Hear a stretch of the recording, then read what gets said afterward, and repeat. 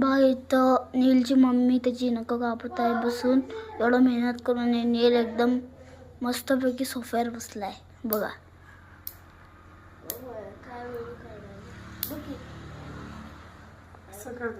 आजच्या ब्लॉगची सुरुवात केलेली होती कृष्णाने. कृष्णा बोलत होती थांब का की मी तुझा आणि नेलचा व्हिडिओ करते. मी इथे त्याची नेल्स कट करून देत होते आणि कृष्णा मॅडमने कॅमेरा चालू केलेला होता.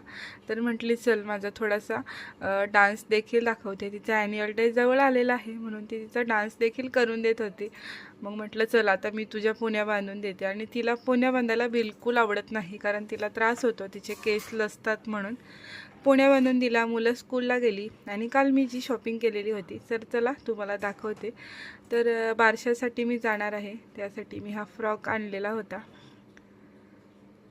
छोटीच बेबी आहे तिच्यासाठी हा क्यूटसा सोबर सिंपल सॉफ्ट फ्रॉक आणलेला. आणि त्यानंतर माझ्यासाठी थोडीशी शॉपिंग केलेली होती. हा ड्रेस मला प्रचंड आवडला, म्हटलं घेऊन टाकूयात. आणि याचा रंग खूप सुंदर आहे.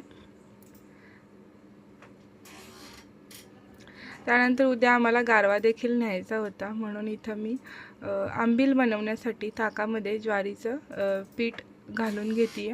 ते असंच भिजत ठेवलं की 2 ते 3 तासानंतर आंबील छान बनते म्हणून आईने सांगितलेलं होतं.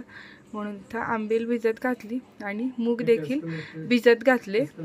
मुगाची भाजी बनवायची आहे म्हणून. आणि आमच्या अन्वी मॅडमला ताक बनवलं की ताक प्यायला खूप जास्त आवडतं म्हणून तिला इथं वाटी भरून ताक पिलं. नुसतं तिने ताक पिलं. आणि आज जेवणामध्ये खूप साऱ्या मेन्यू होता. चपाती, शिरा, ताक, वरण, त्यानंतर पालक पनीर बनवलेलं होतं, बटाट्याची भाजी होती, लिंबाचं लोणचं, कारळ्याची चटणी.